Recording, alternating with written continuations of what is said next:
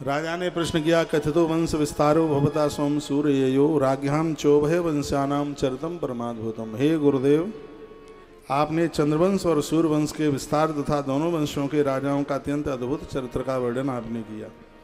भगवान के परम प्रेमी हे मुनिवर, आपने स्वभाव से धर्म प्रेमी यदुवंश का भी विशद वर्णन किया। अब कृपा करके जिस वंश में भगवान बलराम जी के सहित अवतीर्थ हुए उस कृष्ण के परम पवित्र को मैं सुनना चाहता हूँ, उसको आप सुनाइए। तत्रांशनाभ तीर्ण से विष्णु वीरान सुना, जो बलभद्र के सहित धरती पर आकर के प्रकट हुए। अवतीर्य यदुर्वंशे भगवान भूत भावना कृतवान यान विश्वात्मा तान्नो वद विस्तरात। कहा कि वह जीवन मुक्त महापुरुष जिसका पूर्ण प्रेम से अतृप्त रहकर गान किया करते रहते हैं, वो संपूर्ण विश्व की आत्मा है। ऐसे भगवान की कथा मैं विस्तार पूर्वक सुनना चाहता हूँ। मेरे पूर्वजों के लिए जो जहाज बन गए, पितामह भीष्म तो तिमंगल मछली की तरह है, लेकिन इस संसार रूपी इस महाभारत रूपी सागर से मेरे पूर्वजों को जिस कृष्ण ने बचा लिया, उनकी कथा मैं एक विस्तार पूर्वक सुनना चाहता हूँ। रोहिण्या स्त्रिया प्रक्तो राम संकटस्तया देवक्या गर्भ संबंधा कुतो देहांतरम बिना। भगवान आपने अभी बतलाया कि बलराम जी रोहिणी के पुत्र थे, इसके बाद देवकी के पुत्रों में भी उनकी गिनती कैसे होती है। वो माता देवकी के गर्भ में आए तो माता रोहिणी के गर्भ में कैसे पहुंच गए, या बताने। कस्मान मुकुंदो भगवान पितुर्गेहाद वृतम गरजा, कस्मान मुकुंदो भगवान पितुर्गेहाद व्रजम गतः। भगवान श्री कृष्ण अपने वात्सल्य स्नेह से भरे हुए पिता का घर छोड़ करके वो ब्रज में कैसे चले गए। वो तो वसुदेव जी महाराज के यहाँ आए थे, तो फिर नंद बाबा के यहाँ जाने की क्या जरूरत थी, इसके बारे में आप बताएं। ब्रजे बसन किम करुण मधुपुर्याम चके सब। ब्रज में भगवान कितने दिनों तक रहे, उन्होंने कौन कौन सी लीला करी। मधुपुरी नाम मथुरा का है, मथुरा में भगवान ने क्या क्या किया। भ्रातरम चावधित कंसा मातुरुद्धात दृढ़। कंस उनका मामा लगता है, मामा को मारना तो पिता की हत्या की तरह है। ऐसा क्या कारण बना कि भगवान श्री कृष्ण ने अपने मामा को मार डाला। विस्तार पूर्वक ये कथा सुनाए। देहम मान समाश्रित कति वर्षाण विष्णु, मनुष्य शरीर धारण करके उस सच्चिदानंद विग्रह प्रकट करके द्वारकापुरी में भगवान यदुवंशियों के साथ कितने वर्षों तक रहे, ये आप सुनाओ। जो हमने पूछा है वो तो आपको सुनाना ही होगा, जो हम नहीं पूछे हैं वह कृपया आप अपनी तरफ से सुना दीजिए। तब सुखदेव भगवान सावधान करते हैं। परीक्षित सूत सौनक्षियों को कथा सुनाते हैं। घोरभुत्ताश्रम की खिन्ना कृंती करुणाम्बे हो। जब कंस का अत्याचार बढ़ रहा था तो उस समय धरती माता ने गैया का भेष बनाया और बेचारे ब्राह्मणों के पास रोई और कहने लगी हमारी रक्षा करो। ब्राह्मण खुद में रो रहे थे कि इन राक्षसों ने हमारे हवन यज्ञ को बंद कर दिया है, क्या करें। तो ब्राह्मण गौ माता यानी धरती माता को लेकर देवताओं के पास पहुंचे। तो देवताओं ने कहा ब्रह्मा तदपधार्य ऐसा देवस्तास्ता है। देवता ब्रह्मा जी के पास लेके पहुंचे तो ब्रह्मा जी ने कहा कि मैं क्या कर सकता हूँ, चलो हम भगवान नारायण की स्तुति करते हैं। तो तत्र गत्वा जगन्नाथम देव देवम वृषाकपिम। उसी समय पुरुषुक्त से भगवान का आह्वान किया गया। पुरुषम पुरुष शुक्ति न उपदस्ते समाहित। पुरुषुक्त, पुरुषुक्त के बड़े अद्भुत मंत्र हैं और उन्हीं से स्तुति करी गई। तो आज ब्रह्मा के कंठ में भगवान आकर के बोलने लगे। गिरम समादहु गगने शमीरिताम निशम्य वेदास्त दशानुवाचः। क्षीर सागर के तट पर पहुंचकर ब्रह्मादि देवता प्रशुक्त के द्वारा जब स्तुति कर रहे थे तो उन्होंने समाधि जैसे लगाई तो आकाशवाणी सुनी। और आकाशवाणी में क्या कहा, आकाशवाणी में कहा तुम लोग भी अपनी अपनी जगह पर पहुंच करके अपना रूप धारण कर लो, क्योंकि मैं वसुदेव ग्रहे साक्षात भगवान भूत भावना। शीघ्र ही मृत्यु लोक में मैं श्री वसुदेव जी महाराज के यहाँ प्रकट होने वाला हूँ। जनिष्यते प्रियार्थम समवन्तु सुरस्त्रियः।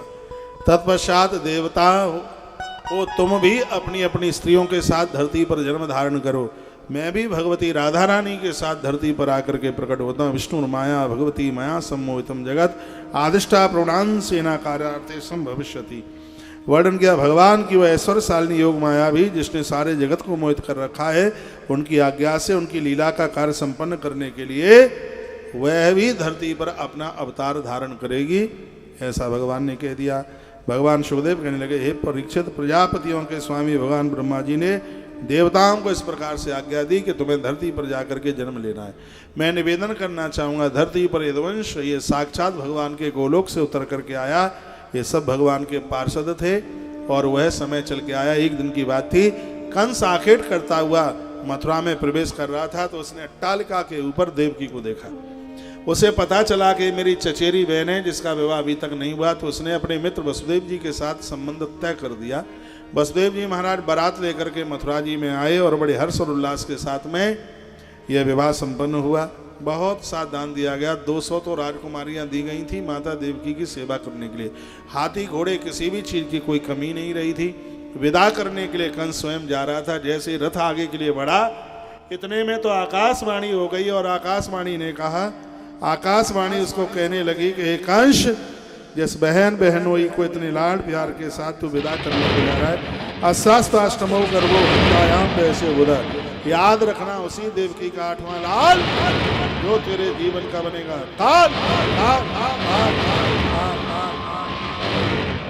रथ इतने पर भी रुका नहीं, टपटपाहट की आवाज करता हुआ रथ आगे के लिए बढ़ा। द्वारा से आकाशवाणी और कहा, हे कंस, सत्य कहते हैं, देवकी का अष्टम लाल जो तेरे जीवन का बनेगा। कंस ने रथ रोका, रथ से नीचे उतर के आया, तलवार निकाल ली। जैसे तलवार निकालकर देवकी के ऊपर प्रहार करना चाहता था, चोटी पकड़ करके घसीट के नीचे लेके आ गया। सामने वसुदेव जी आ गए। वसुदेव जी ने कहा, मृत्यु जन्म बताम वीरा देह न सह जाए थे। जो प्राणी जन्म लिया है उसकी मृत्यु निश्चित है। जब शरीर का अंत हो जाएगा तब जीव अपने कर्म के अनुसार दूसरे शरीर को ग्रहण कर लेगा। वो पूरा वेदांत का वर्णन किया। कहा, अपनी बहन को तुम कन्यादान के रूप में हार चुके हो, इसलिए इसके ऊपर अधिकार तुम्हारा नहीं है। तब कंस ने कहा, बहन तो मुझे प्राणों से प्रिय है, यदि इसकी कोख से मुझे मारने वाला पैदा होगा तो इसके प्राण में छोड़ूंगा नहीं। उस समय श्री वसुदेव जी महाराज ने कहा कि सूर्य की साक्षी में मैं भी वायदा करता हूं, देवकी की कोख से जितने भी बच्चों का जन्म होगा एक एक करके तुम्हारे यहाँ ला करके मैं रख दूंगा। ये श्री वसुदेव जी महाराज बोले। कंस जानता है कि वसुदेव मेरा मित्र है और वह झूठ बोलता नहीं है, तो वसुदेव और देवकी को मथुरा के कारागृह में बंद कर दिया गया। समय आने पर प्रथम संतान का जन्म हुआ। इस संतान को लेकर के वसुदेव जी महाराज कंस के पास चल करके आए। कंस को बच्चे के ऊपर दया आई और सोचा कि मुझे मारने वाला 8वां होगा तो पहले को क्यों मारूं। उसने पहले बच्चे को वापस कर दिया और देवकी माता को वसुदेव जी ने जाके दिया। मैया ने छाती से उसे चिपका लिया। इतने में नारद जी आए। नारद जी ने कहा, कंस देवताओं की चाल है, 8वें को पहला और पहले को ये 8वां कर सकते हैं। उसी समय कंस भागा कारागृह की तरफ। देवकी की छाती पर बच्चा चिपका हुआ था।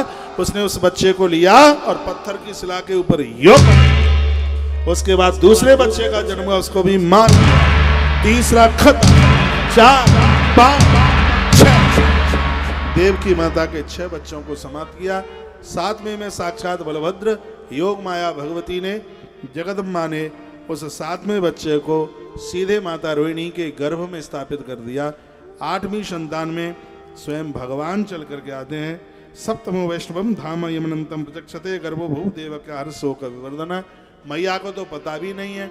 जब 7वीं संतान उदर में समाप्त, तो उसको ऐसा लगा, तो मैया को बड़ा कष्ट हुआ, उसको बड़ा दुख हुआ। नाम ध्यान कुर्वन्ति स्नानी नरा भुवि दुर्गेति भद्रकालीति विजया वैष्णवीति च। लेकिन माँ भगवती ने ये काम किया था। तत्पश्चात अब 8म संतान का जन्म हो रहा है। भगवान पे विश्वात्मा भक्ता नाम भयंकर। भगवान सुखदेव कहते हैं, परीक्षित, भगवान भक्तों को अभेद करने वाले हैं, वो सर्वत्र सब में है और उनको ही विश्व की आत्मा समझ लेना चाहिए।